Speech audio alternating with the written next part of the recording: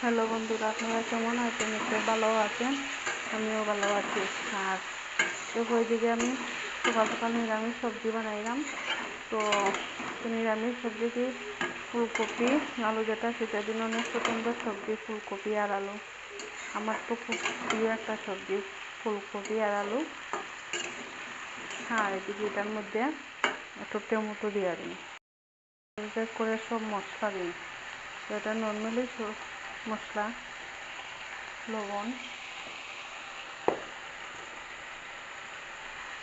হলুদের গুঁড়ো, মরিচের গুঁড়োটা দিলাম আর দিয়ে দেবো।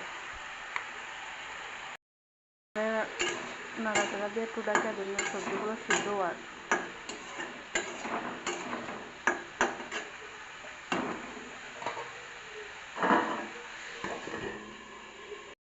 এবার একটু নাড়াচাড়া দিয়ে দেওয়া দিন, সবজিটা একটু উল্টে পাল্টে।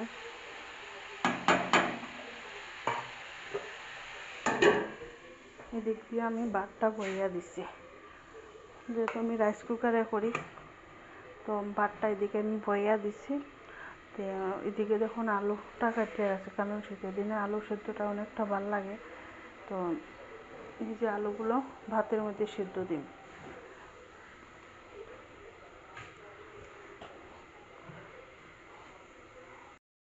এবারে অর্ধেকটা রান্না হয়ে গেছে যায়। তো এটার মধ্যে একটু নিরামিষ, যেহেতু নিরামিষ এটা রান্না করে অল্প একটু চিনি দিই।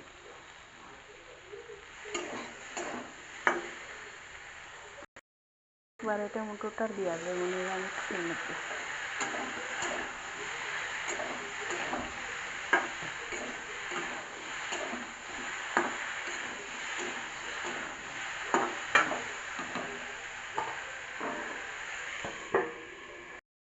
অনেকটা রান্না হয়ে গেছে, তো অল্প একটু জল দিন, যাতে সবজিটা একটু ভালো করে সিদ্ধ হয়।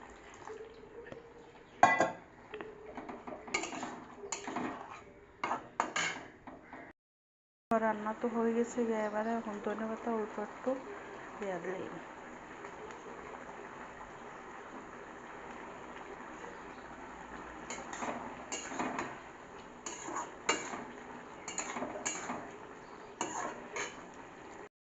এবার আর একটা জিনিস যেটা করুন, যেটা আমার খুব ফেভারিট জিনিস শীতের দিনে, এই যে বেগুন পোড়াটা।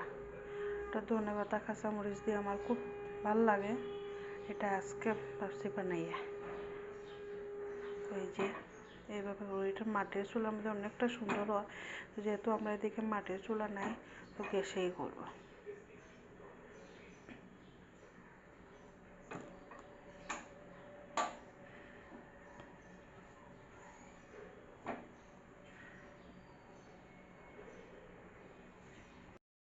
এবার এটা পোড়ানো হয়ে গেছে, গ্যাসটা পরিষ্কার হন।